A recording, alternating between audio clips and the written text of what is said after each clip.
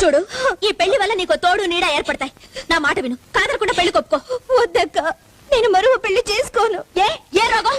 3 ముళ్ళు వేసిన భర్త ఉండగా మరో 3 ముళ్ళు వేయించడం తప్పమ్మా. ఎందుకు తప్పు?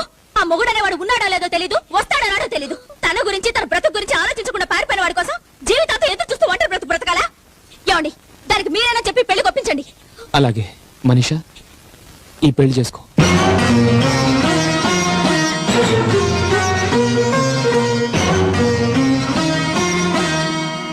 వద్దులే, చేసుకోవద్దు.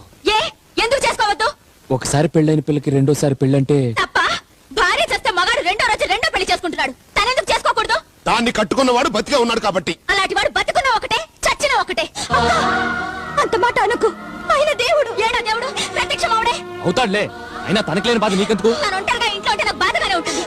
మనీషాకి పెళ్లి జరగాలి, అత్తారింటికి వెళ్ళాలి. తను ఎక్కడికి వెళ్ళదు.